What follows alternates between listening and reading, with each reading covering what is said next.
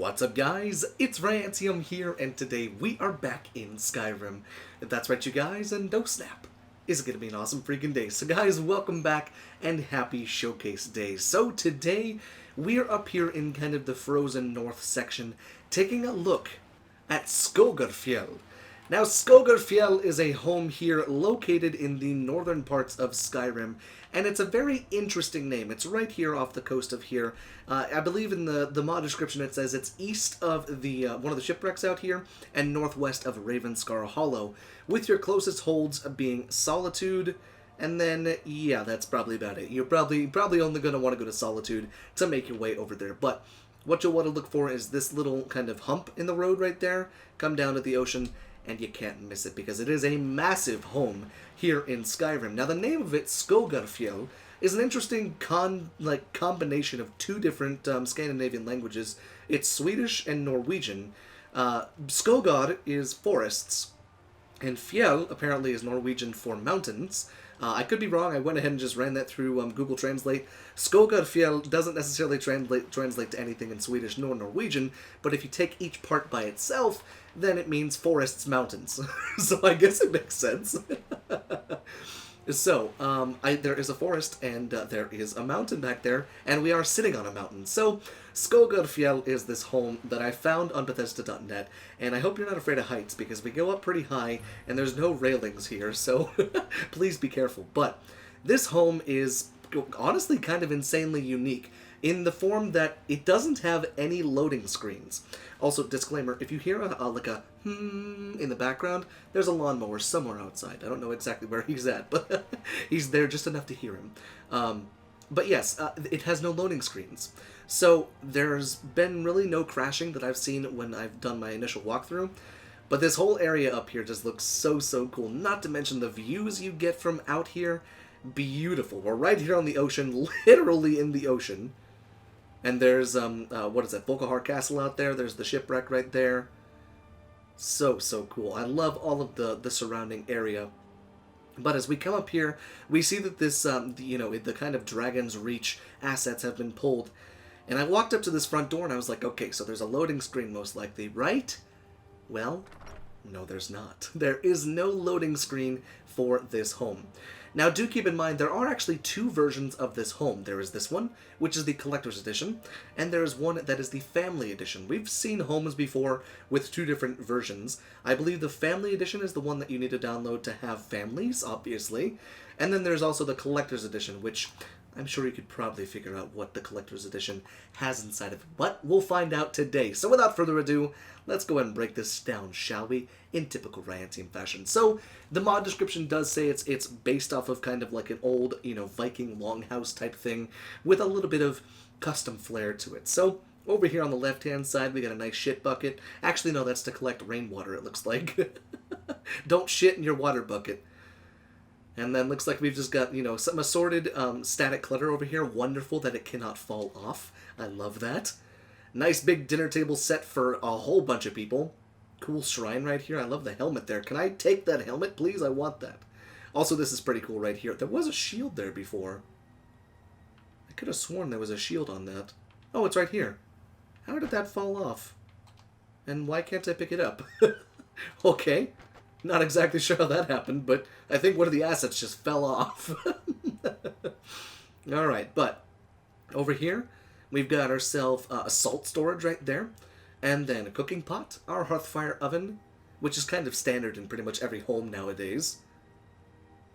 And just look at all this static clutter. I love all this stuff. Just the fact that none of this stuff can fall off makes me feel very happy. But you can just pop a squat on either the chair or the bench. And look at that, there's no loading screen, so you can just go straight outside. It's so cool, I love that. But it looks like we've got some kind of communal sleeping area over here, perhaps for some followers, maybe some guests, stuff like that. I do believe this home is nav-meshed, and there are idle markers and stuff like that.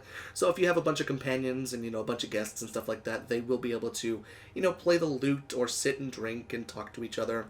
So, it's pretty cool. But I like the little bar area over here. Super cool that it actually has some functional storage in there as well. And then a big hearth right in the center. I really like that there.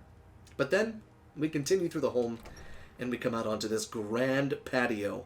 Now, it's very Dragon's Reach. In fact, pretty much all of the assets for the structure have been taken from Dragon's Reach and modified just a bit. But it's so cool to have this out here. I mean, can you just imagine the smell? The ocean breeze, this, the spray. Ugh. And if it were to rain out here, oh my god. The crispness of the air is just so intoxicating to me. But we've got a functional tanning rack out there, and then it looks like we actually have an anvil out here too, which is always great to see. Do some forging out here. You don't have the heat of the forge, but you do have an anvil for you to go ahead and, create some stuff. So that's at least a positive. Now, is this a smelter by any chance? No, it's not a smelter, but let's take a look at this, what it looks like at nighttime. Oh man, look at that. It's going to get real chilly, but inside of the house, it's nice and warm and inviting. But let's go ahead and turn that back to noon, and there we go. So, let's continue through this home, shall we? Over here, there's a nice little seating area over here. You can kind of take your boots off if you're going inside, or put your boots back on if you're going to go out to the patio. There's a bunch of displays right here for the amulets, which is pretty cool. You can hang all of your amulets for all the divines right there, which is always nice to see. And then right here, you've got your throne. I love this chair. That looks so cool. But let's continue through the home, shall we? Because there's a couple more floors that we have to go through. And the way you get up there is through this ladder. And it creates this really nice, open, lofty space. And I love that so much. So up here on the left, we've got weapon racks and weapon racks on the right-hand side as well, which is always great to see. A nice big chest for you to go ahead and store, whatever you need inside of here. Go ahead and put my weapon in there. And then I like this display, although no, that stuff does not do that much damage. It does that much damage. But it's nice to have, some free stuff that you can take, especially because then you can turn right back around and utilize this for whatever weapons you want to use. Kind of strange that the swords are kind of like inside of each other, but but that's okay. Got some bookshelves for the bookworms of Skyrim. And then a nice big study over here. It's a nice big, study nook. And I like that. I wish I could use that journal and store stuff inside of it, but that's okay. Nice little spot right here. And then we come to our master bed. Now, whatever you do, don't walk too close, because then you'll fall... Oh, no. It has a sliding door so that you can't fall out. Are you kidding? Because could I fall out through there? No, it doesn't. Okay, so that's just for show. So you can't actually fall out through there, but that's so cool! Have you ever wanted to just wake up, pull your window up, and then look outside and see the ocean? Holy crap, that's so cool. Oh, that's so pretty. I like this little one over here too, but can you close that plant? Can you close that one too, I wonder? I'm not actually sure if you can close that one. But a nice little section right here with a big safe on the side as well. Comes with a couple things and an amulet for you to go ahead and store. In fact, why don't we go ahead and use that? I want to go see where exactly the amulet of Zenithar will be displayed on this little thing back here. Let's see what we got. There it is. Look at that. That's so cool. So you can take the amulet right there. That's pretty nifty. And yes, I do believe this is a water bucket, not a shit bucket. So yeah, like I said, don't shit in your water bucket. But let's continue on. And let's head right upstairs once again to the top level of this lovely home. And we find the functionality. We've got some storage up here. We've got our alchemy lab right here. Another little seating area with some pillows. Always nice to have. We've got ourselves an enchanting table, as well as some cool little static decor through here. And last but not least, the reason it's called the Collector's Home. Right up here in this beautiful little alcove, we've got enough storage for all the Dragon Priest masks. We've got storage for books, as well as the Dragon Claws, which is awesome to see. And then over here we've got a couple treasure displays, artifact displays, as well as some more Daedric artifact displays. Probably, for like the Ring of Namira and her scene, or the, Volendrung, and like all of the different artifacts that you can get. Very, very cool. Got a strong box right here. If you ever want to put in some of your own stuff, a chest right there.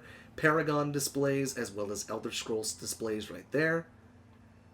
But overall, it's a beautifully done home that has no loading screens. Now, I know that might be, a little bit strange. Normally, there's black book displays too.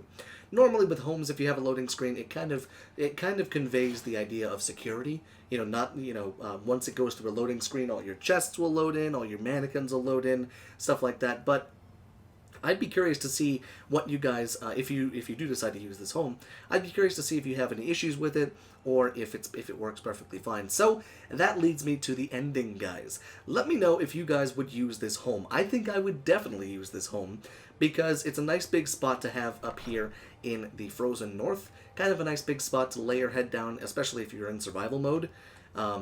And it's just kind of a neat little house, honestly. It's really well done, and it's really well balanced, I'd say. It's not too cheaty, and there's enough room to store a whole bunch of stuff. So, let me know what you guys are thinking down there in the comment section. I would love to hear what you guys have to think and have to say about it. But until next time, guys, thank you so much for watching, and I will see you in the next video.